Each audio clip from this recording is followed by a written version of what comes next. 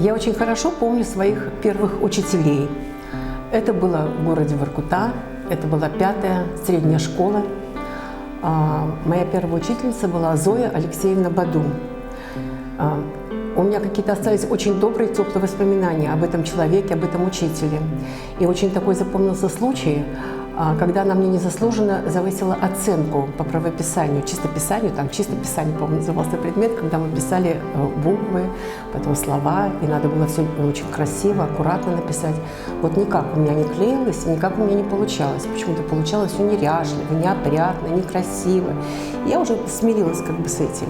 И вдруг здесь получают метку 4 или даже 5, не помню какую. И меня так это окрылило, так это меня как-то подстегнуло. И я думала, ну, теперь я должна так писать, чтобы у меня уже оценки ниже 4 и 5 не было. И так действительно получилось, как-то я так втянулась незаметно, начала писать, у меня стало получаться, и красиво, и аккуратно. И такой почерк появился каллиграфический, до сих пор пишу красиво. Вот как-то вот очень так умно, тонко вот учитель смогла сделать так, чтобы меня направить. А еще я помню своего первого учителя, я училась параллельно еще в музыкальной школе, это была Ирина Павловна Пушкарева. Очень интересно было, конечно, учиться у этого человека, она была такая, какие-то очень были изысканные манеры, она вся была настолько аристократична. И она же была еще основателем театрального кружка. И мы ходили на репетиции, мы бегали очень рано утром, она к 6 вызывала нас всех репетировать сначала спектакль, а потом мы репетировали занимались на фортепиано, потому что в то время фортепиано это была такая редкость, я училась когда в подготовительной, у нас пианино дома не было, купили позже. И вот для того, чтобы заниматься, вот уроки специальности проходили тоже хорошо, я ходила в музыкальную школу. Это было, сейчас помню, это здание на Ленинградское, такое здание, одноэтажное. И вот там ходила, утром занималась на фортепиано. Вот это Ирина Павловна Пушкарева. И как-то так вот по жизни у меня в каждом учебном заведении был первый учитель, не в том плане даже, что он был первый, а вот тот учитель, который как-то сумел меня не только направить в плане обучения, но он мне дал очень много для понимания. Вот если говорить об училище музыкальном, это было в Воронеже, то мой преподаватель по классу фортепиано, когда я училась в музыкальном училище, был Мильман Олег Давидович. Так вот, он меня не только погрузил в мир музыки, он очень много рассказывал мне об изобразительном искусстве, о живописи, об архитектуре. У него была богатейшая библиотека, он меня знакомил с этими изданиями. И я считаю, что вот для развития, если человек пошел в творческую такую профессию, для общего развития это было очень необходимо, и я ему очень благодарна за это. Ну, а после училища была консерватория имени Собинова в Саратове. Это был преподаватель, профессор Семен Соломонович Бендицкий.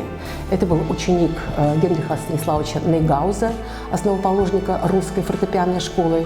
И, конечно, вспоминая вот общение, обучение с этим великим, я считаю, человеком, музыкантом, у меня вот до сих пор это все как бы в памяти, и я очень тоже благодарна за то, что мы имели возможность даже прикоснуться к каким-то его таким творческим контактам высшего пилотажа, потому что мы часто были гостями в его семье, в его доме. Семья была такая творческая, жена тоже преподавала в консерватории.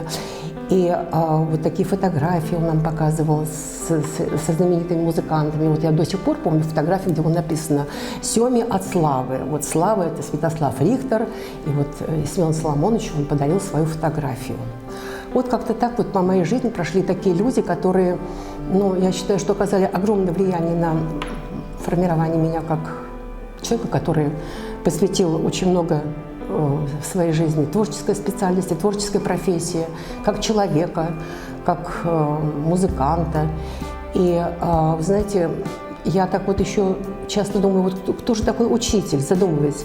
Вот это те люди, которые нас учат, да, но ведь в нашей жизни еще есть те люди, у которых учимся мы. Вольно или невольно жизнь нам как-то сталкивается с такими людьми, которые являются очень интересными личностями, очень значимыми в своей профессии людьми. И, конечно же, хочется от таких людей тоже много перенять, многому научиться. Их мировоззрение, их взгляды на жизнь, их знания, они тоже это богатейший материал для того, чтобы узнавать и впитывать в себя. И мне хочется очень поздравить всех учителей с профессиональным праздником. Я думаю, что это замечательная профессия. Эта профессия была и будет всегда. Она всегда будет востребована. И вообще учителя делают огромная миссия вот за учителем стоит.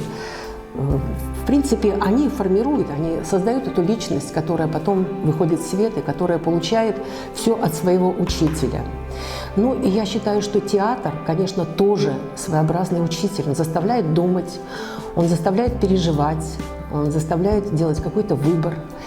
Поэтому, пользуясь моментом, я всех вас приглашаю в наш музыкально-драматический театр национальный. У нас очень есть интересный репертуар для каждой категории зрителя. Ждем вас, дорогие зрители, в нашем театре.